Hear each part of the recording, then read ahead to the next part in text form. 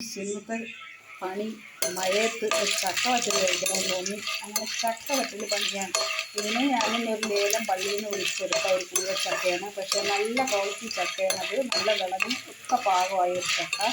ഞാൻ വീട്ടാവശ്യത്തിനായിട്ട് ഒരുപാട് എണ്ണ വേസ്റ്റ് ചെയ്യാൻ പറ്റാത്തത് കൊണ്ടും വളരെ കുറച്ച് എണ്ണയിൽ വളരെ കുറച്ചിട്ടാണ് ഞാനിത് ഉണ്ടാക്കിയെടുക്കുന്നത്. ചക്ക നല്ല വൃത്തിയായിട്ട് അരിഞ്ഞ് ഒരേ സൈസിൽ അളവിൽ അരിഞ്ഞ് കുറച്ച് എണ്ണയിൽ വറുത്തു.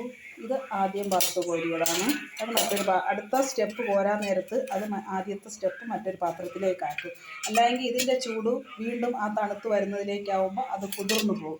അടുത്ത സ്റ്റെപ്പ് കോരാറാവുമ്പോൾ ഇത് വീണ്ടും ഞാൻ ഇതിലേക്ക് പകരും. അങ്ങനെയാണ് വറ്റൽ തണുത്ത് പോകാതെ ഞാൻ സൂക്ഷിക്കുന്നത്. ഒന്നുമില്ല, ചക്ക ചൂടായ എണ്ണയിലേക്ക് ഇട്ടതിന് ശേഷം നമുക്ക് ആവശ്യത്തിന് വേണ്ടുന്ന മഞ്ഞളും ഉപ്പും കൂടെ കലക്കി വെച്ചിട്ട് അത് 2 സ്പൂൺ വീതം ഓരോ തവണയും നമ്മൾ ഇടുമ്പോൾ ഇട്ട് കൊടുക്കുക. പിന്നെ ലാസ്റ്റ് വരുമ്പം ആദ്യം ഒഴിച്ച ഉപ്പും മഞ്ഞൾപ്പൊടിയുടെ അംശം എണ്ണയിലുണ്ടാവും.